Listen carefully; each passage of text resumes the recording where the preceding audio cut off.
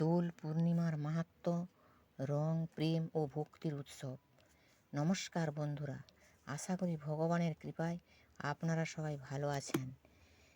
আজ আমি এই ভিডিওতে শ্রীকৃষ্ণের দোলযাত্রা সম্পর্কে কিছু কথা সহজ সরল ও বাংলা ভাষায় গল্পের মতো করে বলছি। এই দোল পূর্ণিমা দিনের কথা শুনলে সবার জীবন মঙ্গল হবে। এবার চলি, গল্পটি শুরু করি। প্রিয় দর্শকবৃন্দ, ভাবুন তো, বসন্তের মিষ্টি হাওয়া বইছে, গাছে গাছে নতুন পাতা, কোকিলের ডাক ভেসে আসছে, আকাশে পূর্ণিমার গোল চাঁদ। এমন সুন্দর পরিবেশই আমাদের জন্যে নিয়ে আসে দোল পূর্ণিমা। কিন্তু দোল কি শুধু রঙের উৎসব?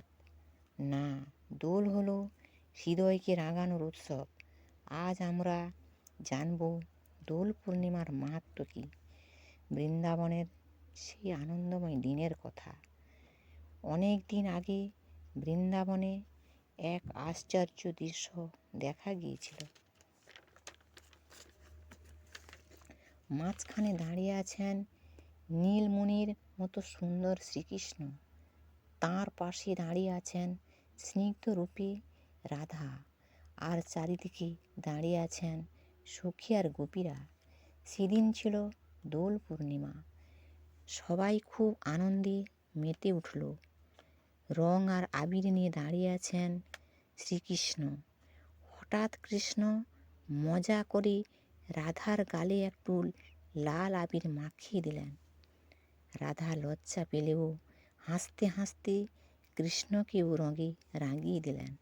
গৌর পূর্ণিমা, শ্রী চৈতন্য মহাপ্রভুর জন্মদিন। দোল পূর্ণিমার দিনে জন্মগ্রহণ করেছিলেন শ্রী চৈতন্য মহাপ্রভু। তাঁর জন্মস্থান ছিল নবদ্বীপ।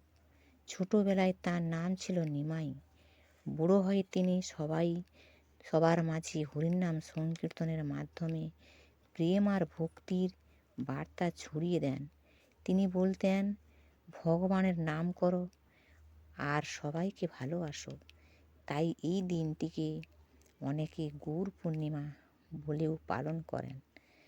দোল পূর্ণিমার আচার অনুষ্ঠান। এই দিনে মন্দিরে মন্দিরে শ্রীকৃষ্ণের দোলায় বসানো হয়, আবির অর্পণ করা হয়, কীর্তন ও নাম সংকীর্তন হয়। গ্রামে ঘরে ঘরে তুলসী মন্দিরে রাধাকৃষ্ণের পুজো করা হয়। অনেকেই উপবাস রাখেন। প্রসাদ বিতরণ করা হয়। গ্রামে শহরে সবাই মিলেমিশে রং খেলে, ছোট বড় সবাই একসঙ্গে আনন্দ করে। দোলের আধ্যাত্মিক শিক্ষা হলো, এই দোল আমাদের শেখায়, যেমন সাদা কাপড়ে রং লাগলে জল দিয়ে ধুয়ে দিলে পরিষ্কার হয়ে যায়, তেমনি ভক্তি ও ভালোবাসার রঙে মন বদলে যায়। রাগ, হিংসা, অহংকারের এইসব কালো রং ছেড়ে দিয়ে প্রেম, ক্ষমা আর আনন্দের রঙে জীবন রাখতে শেখায় এই দোল পূর্ণিমা। আমার দোল পূর্ণিমার শেষ কথা।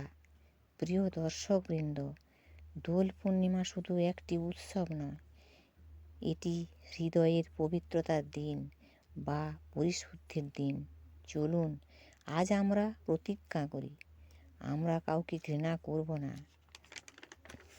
সবাইকে ভালোবাসবো, ভগবানের নাম স্মরণ করব। তাহলেই আমাদের জীবন সত্যি রঙিন হয়ে উঠবে। আপনাদের সবাইকে দোল পূর্ণিমার আন্তরিক শুভেচ্ছা ও ধন্যবাদ রইল। ছন্দে বন্দে উচ্চারণে যদি কোনো ভুল হয়ে থাকে তাহলে আপনারা আমাকে ক্ষমা করে দেবেন।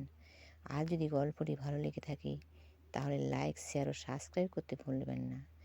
জয় গুরু, জয় শ্রীকৃষ্ণ, রাধে রাধে।